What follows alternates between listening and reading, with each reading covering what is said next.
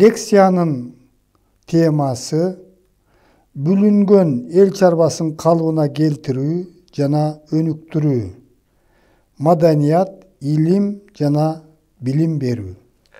Улуу ата мекендик согуш аяктагандан кийин Кыргызстандын эл чарбасын кайра калыбына келтирүү жана өнүктүрүү милдети коюлган.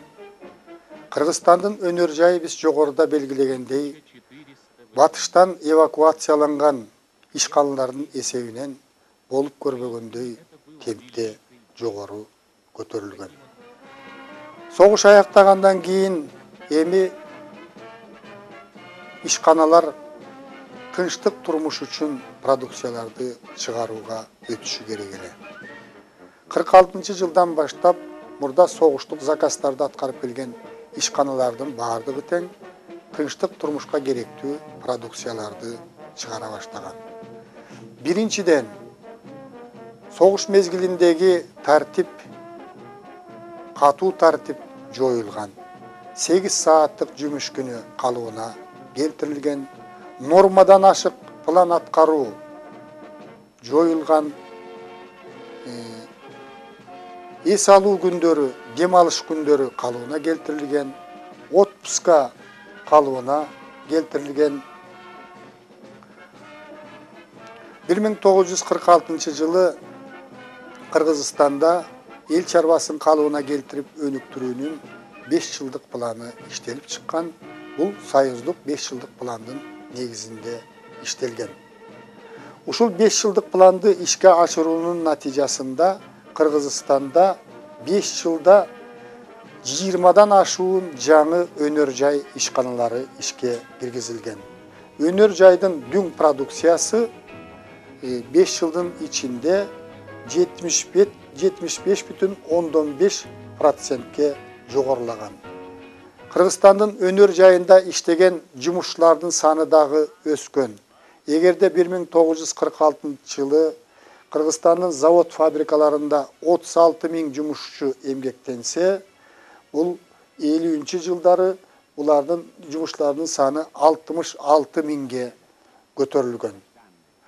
Бирок жергиликтүү элдерден жумушчуларды, адис жумушчуларды даярдоо иши колго алынган эмес.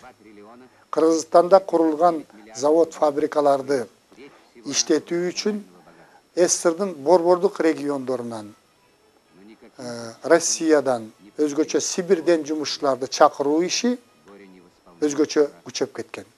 Ошондуктан 50-жылдары ушу Кыргызстанга СССРдын борбордук бөлүмүнөн жумушчулар абдан көп келип, жумушчулардын миграциясы башталган. Ал эми жергиликтүү элдерден завод, фабрика үчүн жумушчуларды даярдоо, аларды өнөр жай ишканаларында иштөөгө тартуу иши колго алынган эмес. Ошондуктан көпчүлүк каражат келген жумушчуларды ишке орноштурууга, аларды турак жай менен камсыз кылууга жумшалган. Согуштан кийинки мезгилде Кыргызстандын айыл чарбасын калыбына келтирүү жана өнүктүрүү үчүн бир топ иштер аткарылган. Биз жогоруда айткандай, айыл чарбасында эмгектенген эркектердин саны азайган. Эгерде цифраларга токтолсок, согуш мезгилинде, согуштун алдында Кыргызстандын айыл чарбасында 186 000 эр азаматтар эмгектенген. Ал эми согуш аяктагандан кийин 46-жылы Кыргызстандын айыл чарбасында болгону 60 000 эркек эмгектенген. Ушундан 120 000ден ашык эркектер согуш мезгилинде жок болгондугун билсек болот. Техникалык жактан жабдуу 46-жылы 30-жылдардын деңгээлине түшкөн. Мына ошондуктан айыл чарбасын мүмкүн болушунча көтөрүү керек болгон. 5 жылдыкта малдын башын, өзгөчө малдын башын, Кыргызстандын жери мал чарбасын өнүктүрүүгө ыңгайлуу болгондуктан малдын башын көтөрүүгө чоң көңүл бурулган. 5 жылдын ичинде жылкынын санын 490 minge jetkirүү maselesi koyulgan. Uydun sanın 560 minge jetkirүү maselesi karalgan. Koy eçkinin sanın 4,3 milyonga çeyin jetkirүү maselesi karalgan. Çoçkonun sanın 600 minge jetkirүү maselesi karalgan. 5 yıldıktagı Esirden bölüngen, Sovet Soyuzduk büdjetten bölüngen karajattın esebinen, Kırgızstandın büdjetinden bölüngen karajattın esebinen, jana Kırgızstandagı ayıl çarvasında emgektengen adamdardın emgeginin natijasında Kırgızstandın ayıl çarvası akırındık menen kalıbına gelip 5 yıldıktın plan tapşırmaları atkarıla başlagan. Ушул mezgilde айыл çarvasından çıkan mıktı adistler Aliya Anarov şu 40-cı yılların ayağında 48-ci jana 51-ci yılları paxtаны östürүү boyunca rekord koygan. Har bir paxtanın har bir gektarından 75 sentnerge çeyin düşüm jıynap algan. Ушул эрдик үчүн 48-ci yılı, 51-ci yılı dağı iki jolu sotsialistik emgektin baatır bolgon. Kızılça östürүүдөгү rekord koygonduk үчүн kızılçanın har bir gektarынан 1010 sentlerden düşüm jıynagandyk үчүn Зууракан Кайназарова birinci жолу социалисттик эмгектин баатыры деген наамга татыктуу болгон. Ушул 4-5 yıldıkты ишке ашырууда Kırgızstandın emgekte öte çoң жетишкендиктерге жеткен айыл чарба продукцияларынын öte жогорку деңгээлдеги продукциясын өндүргөндүгү үчүн 47 адамга социалисттик эмгектин баатыры деген наам ыйгарылган. 517 адам СССРдын орден жана медалдары менен сыйланган. Айыл чарбасы дагы ошол согуштун алдындагы деңгээлге жетип, ошол өндүрүш, айыл чарба өндүрүшү дагы өзүнүн калыбына келген. Мындан ары ушул айыл чарба өндүрүшүн, өнөр жай өндүрүшүн андан ары өнүктүрүү маселеси каралган. 1950-жылдары Кыргызстандын айыл чарбасындагы өнөр жайындагы өнүктүрүүгө көптөгөн каражаттар жумшалган. 1953-жылы март айында Сталин дүйнөдөн кайтып, Советтер Союзунда тоталитардык режимди жумшартуу үчүн, социалисттик демократиянын принциптерин кайрадан калыбына келтирүү үчүн аракеттер башталган. Бийликке Никита Сергеевич Хрущев келген. Ал эми Кыргызстандагы бийлик, тагыраак айтканда, Кыргызстан Компартиясынын борбордук комитетин белгилүү инсан Исхак Разаков 1951-жылдан баштап жетектей баштаган. Союздагы реформалардын натыйжасында ошол союздук республикалардын өз алдынчалыгы бир кыйла кеңейтилген. Ушул жүргүзүлгөн реформалардын натыйжасында Кыргызстандагы бир катар ишканалар, тагыраак айтканда 225 ири завод, фабрика Союздун карамагынан Кыргызстандын карамагына өткөн. Андан түшкөн продукция, пайда Кыргызстандын бюджетине которулган. Буга чейин Кыргызстандагы жогорку окуу жайлар, атайын окуу жайлары Союздун карамагында болсо, бул окуу жайлардагы республиканын карамагына өткөрүлгөн. Ушул саясий системада дагы бир катар реформалар жүргүзүлгөн.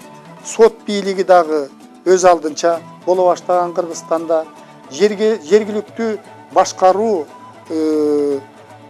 курамынын дагы эркиндиктери камсыз болгон. Натыйжада 1950-жылдары Кыргызстандын экономикасы бир кыйла көтөрүлгөн.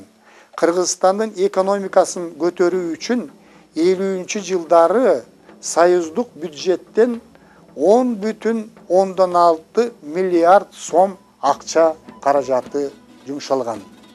Натижада Кыргызстанда 48 жаңы өнөр жай ишканалары ишке киргизилген.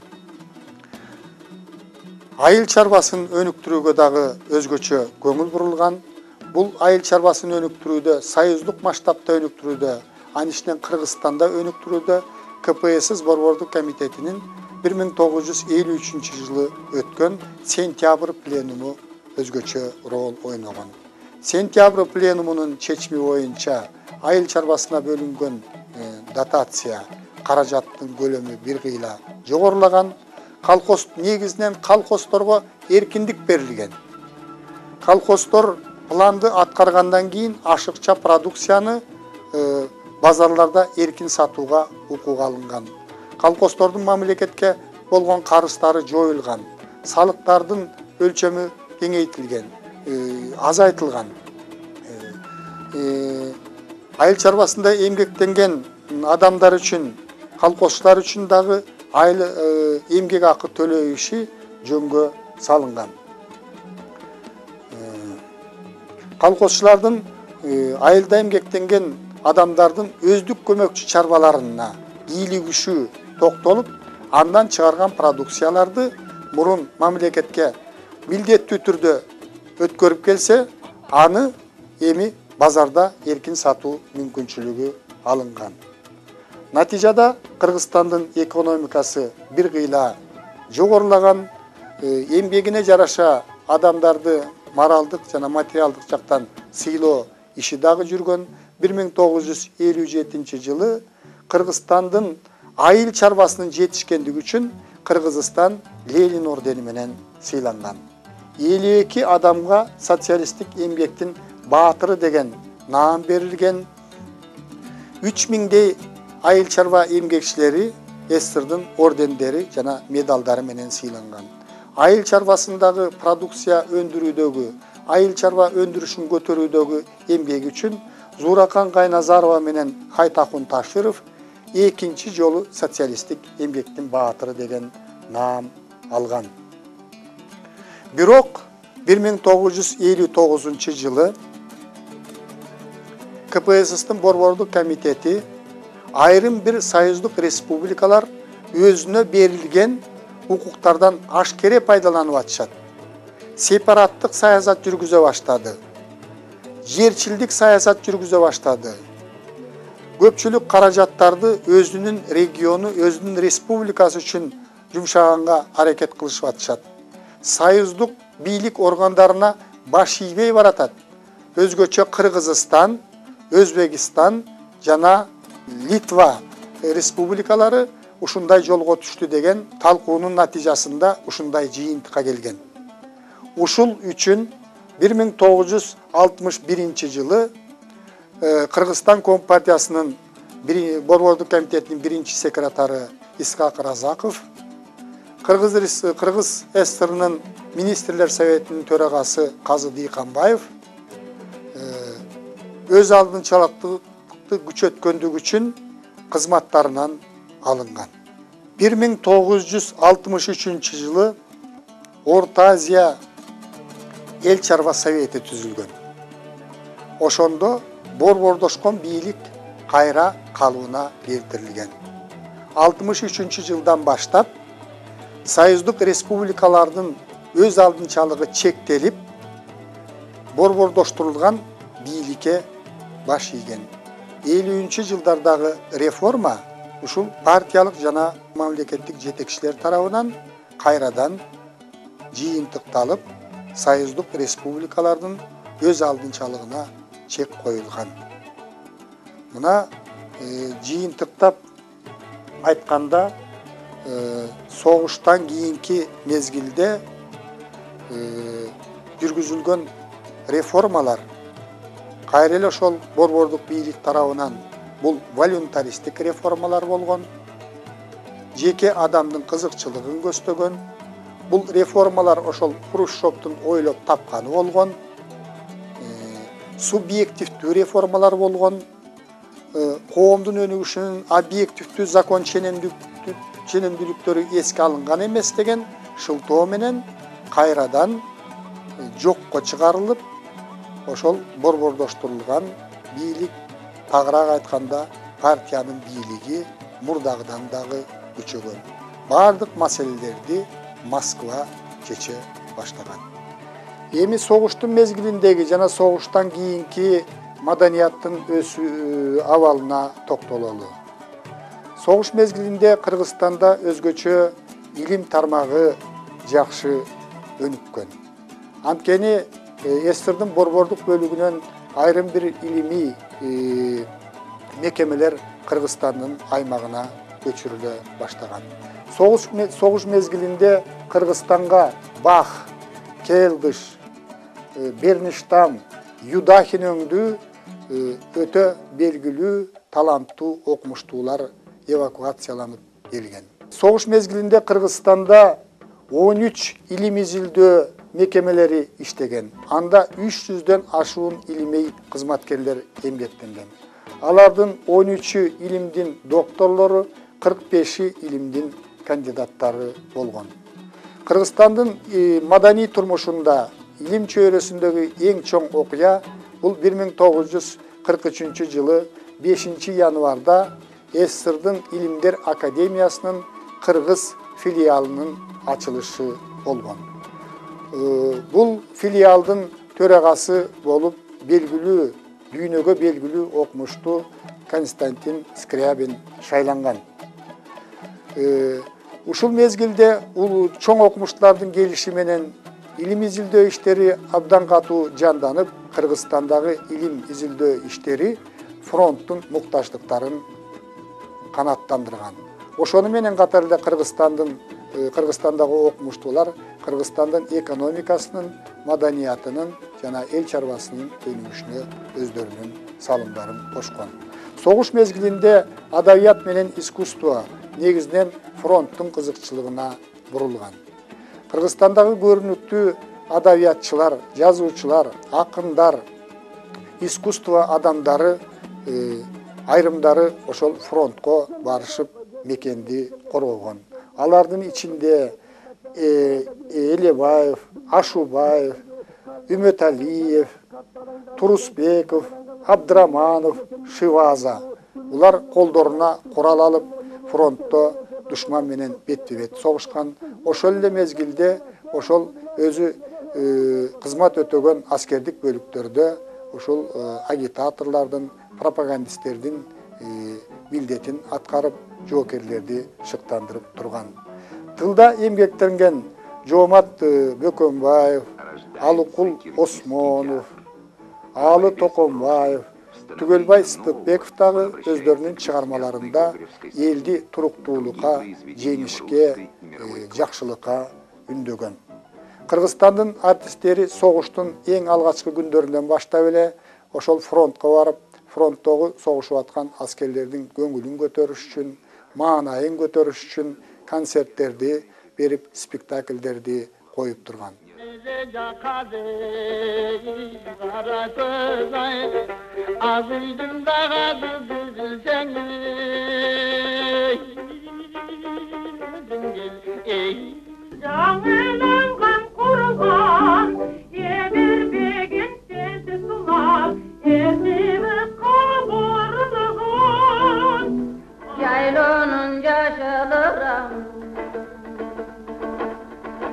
Жайқалған шебер тулаңа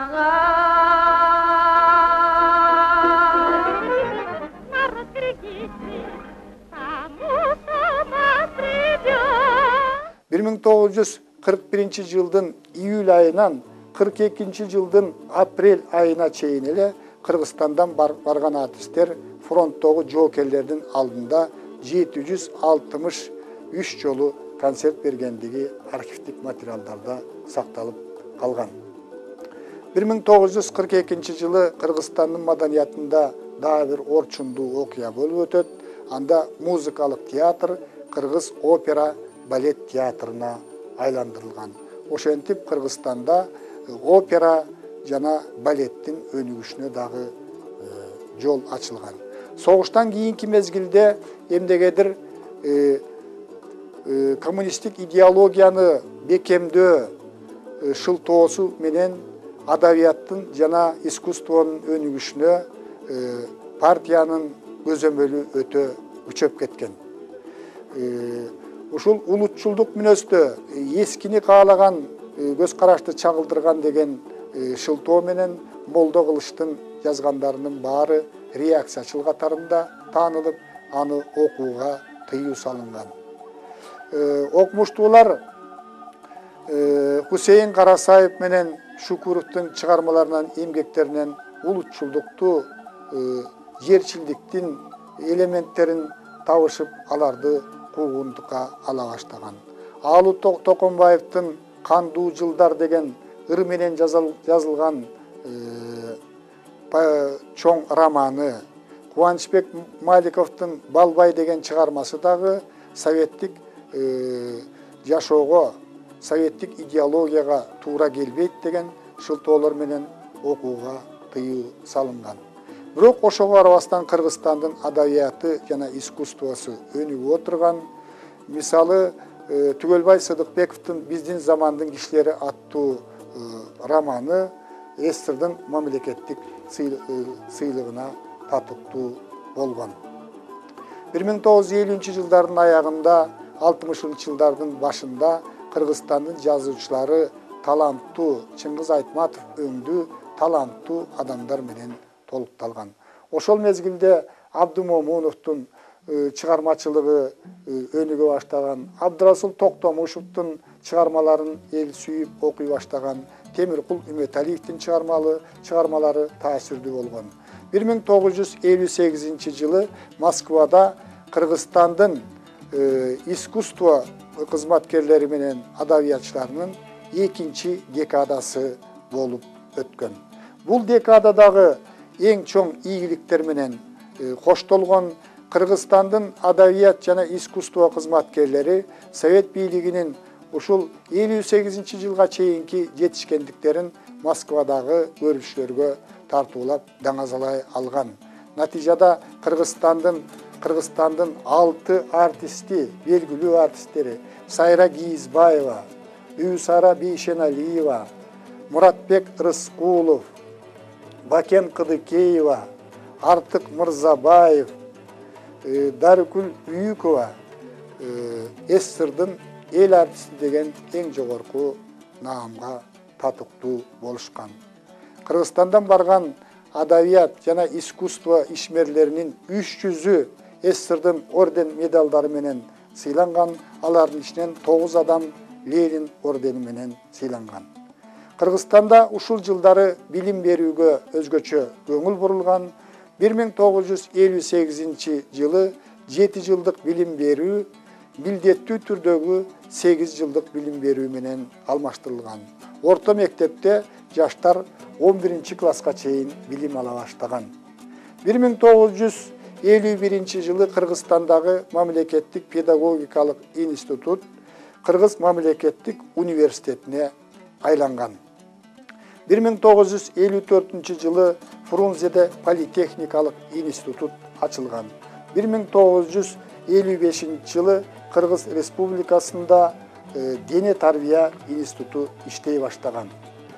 1954-жылы Кыргызстандын илиминин өнүгүшүндө дагы бир чоң окуя болуп өткөн. Анткени согуш жылдары 43-жылы ачылган СССРдын Илимдер Академиясынын филиалы Кыргыз СССРнын Илимдер Академиясына айланган. Бул академиянын биринчи президенти болуп, белгилүү окумуштуу хирург Иса Коноевич Ахунбаев шайланган.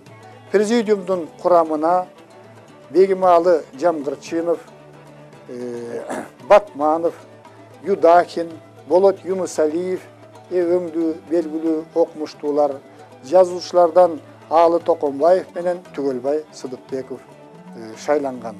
Кыргызстанда 10 илимий изилдөө мекемелери иштеп, аларда 200дөн ашык илимий кызматкерлер, анын ичинен 12 илимдин доктору, 83 илимдин кандидаттары иштеген.